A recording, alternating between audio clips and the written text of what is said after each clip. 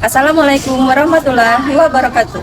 Perkenalkan, nama saya Clara Cynthia dengan NIM 877604457 dari Prodi Pendidikan Guru Sekolah Dasar Universitas Terbuka Palembang, Salut Primantara 4 Lawang. Di sini saya akan melakukan kegiatan praktikum 3 dengan judul Pertumbuhan, Perkembangan, dan Perkembangbiakan Makhluk Hidup.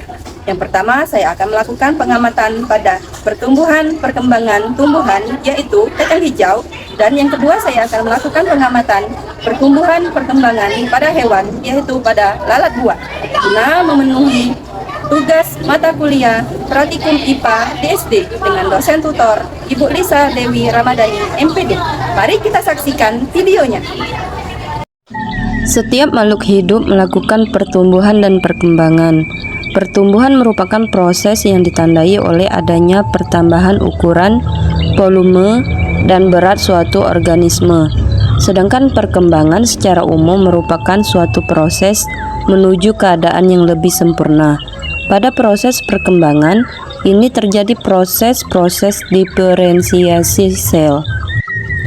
Pertumbuhan dan perkembangan makhluk hidup selain ditentukan oleh faktor genetik, juga sangat ditentukan oleh kondisi lingkungan seperti cahaya, air, makanan, dan temperatur. Baiklah, di sini saya akan melakukan praktikum, yaitu pengamatan pada pertumbuhan dan perkembangan pada tumbuhan. Di sini saya memiliki alat dan bahan. Yang pertama, saya mempunyai biji kacang hijau yang sudah saya rendam. Yang kedua, saya memiliki 2 cup plastik. Yang ketiga, saya memiliki isolasi ban bening. Keempat, saya memiliki air, secukupnya air. Kelima, ada sendok. Keenam, ada kapas, 2 buah kapas. Ketujuh, ada gunting. Kedelapan, ada spidol dan kertas untuk saya membuat label pada cup plastik. Baiklah, pertama-tama kita akan membuat label, yaitu label A dan label B. Ini pertama-tama saya akan memotong kertas menjadi 2 bagian kecil.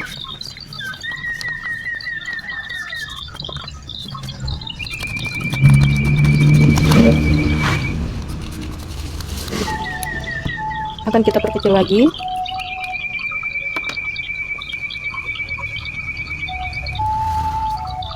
Kita akan membutuhkan 2 saja. Pada kertas A, kita akan beri nama label A. Dan pada kertas yang satunya kita akan beri label B.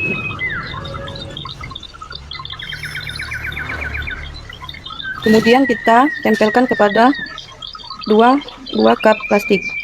Kita sudah menempelkan label pada 2 cup plastik ini. Kemudian kita masukkan kapas pada masing-masing cup.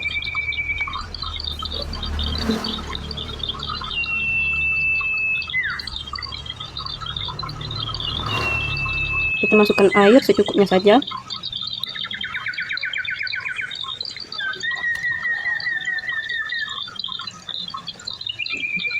Setelah itu kita masukkan 6 biji kacang hijau.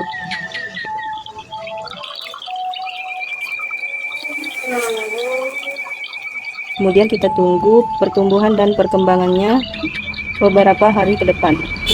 Pada hari pertama pertumbuhan akar pada biji kacang hijau yaitu 9 mm pada pot A. Pertumbuhan batang pada pot A biji kacang hijau yaitu 5 sampai 6 mm. Pertumbuhan akar pada pot B yaitu 8 mm. Sedangkan pertumbuhan batangnya yaitu 5 mm pada pot B. Pada cup A, pertumbuhan biji kacang hijau menunjukkan sekitar 1,5 cm untuk bagian batangnya. Namun untuk bagian akarnya terlihat seperti 1 cm. Pada kap B, pertumbuhan batang biji kacang hijau terlihat seperti 2 cm, namun pada bagian akarnya terlihat seperti 1 cm. Pertumbuhan biji kacang hijau pada hari ketiga, pot B lebih tinggi daripada pot A. Tinggi batang pada pot A sekitar 3,8 cm. Pada pot B tinggi batang sekitar 4,5 cm.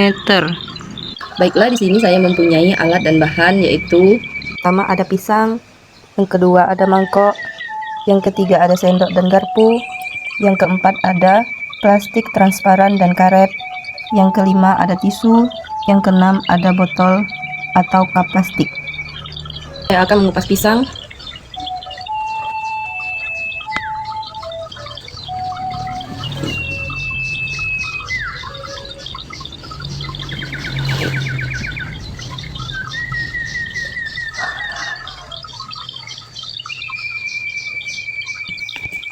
Setelah itu saya memasukkannya ke dalam mangkok dan saya menghaluskannya.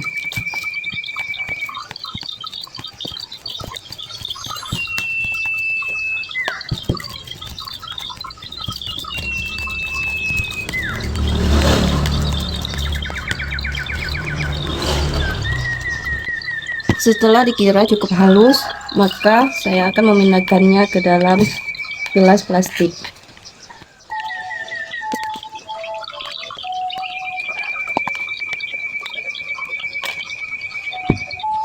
Setelah itu saya melipat tisu dan saya masukkan ke dalam gelas plastik.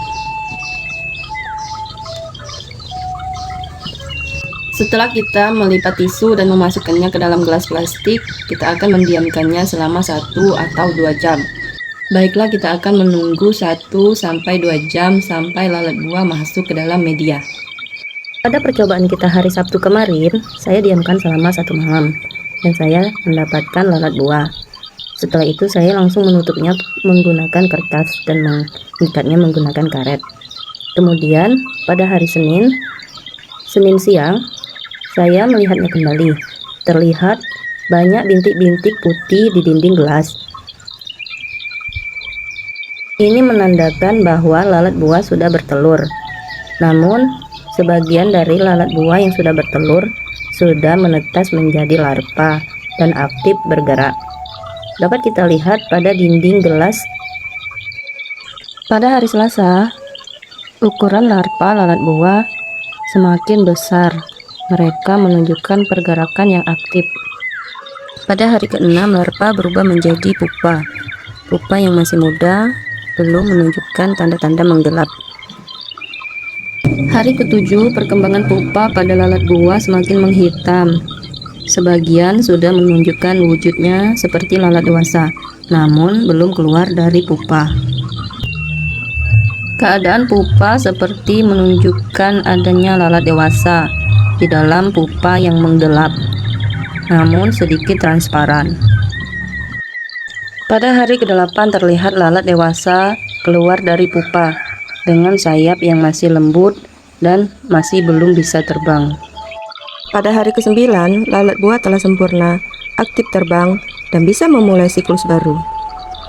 Kesimpulannya, lalat buah mengalami siklus hidup yang cepat, yang terbagi menjadi 4 tahap, yaitu telur, larva, pupa, dan lalat dewasa, atau yang disebut dengan imago. Proses ini dapat diamati dalam waktu sekitar 9 hari pada percobaan yang kita lakukan. Kemudian pengamatan kita hari ini mengenai pertumbuhan, perkembangan, dan perkembangbiakan makhluk hidup pada tumbuhan kacang hijau daripada hewan lalat buah. Saya akhiri, wassalamualaikum warahmatullahi wabarakatuh.